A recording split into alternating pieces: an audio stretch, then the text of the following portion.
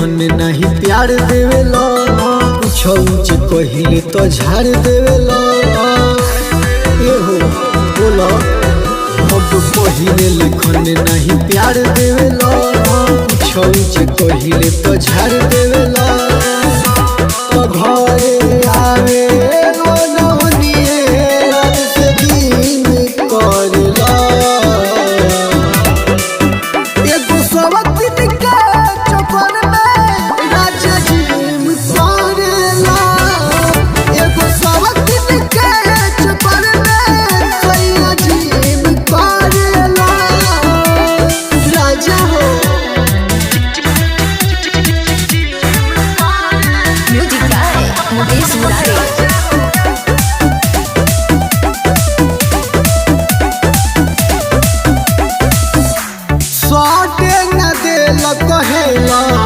हरत पारी से हत में वीडियो तोहर देखनी हो करा ओरावा में ले हाथ में तार खेला सोचन कनी साटे न दे कहेला।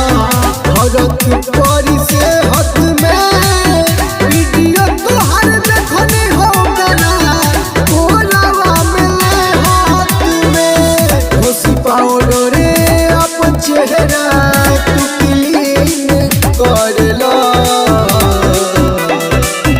एगो सवतिन के चक्कर में राजा जी करेला, एगो सवतिन के चक्कर में सैया जी करेला।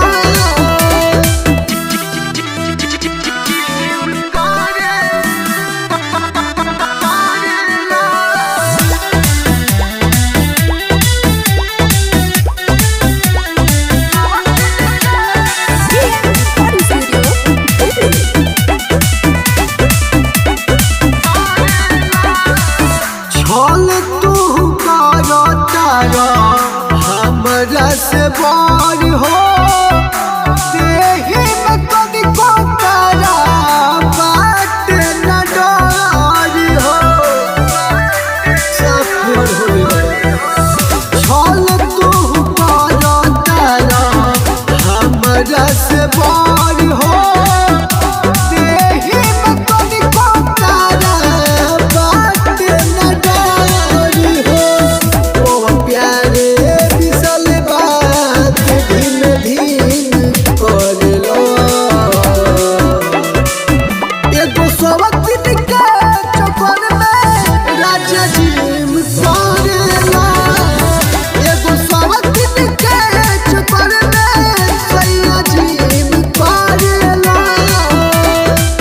हमहू जाता नहीं है।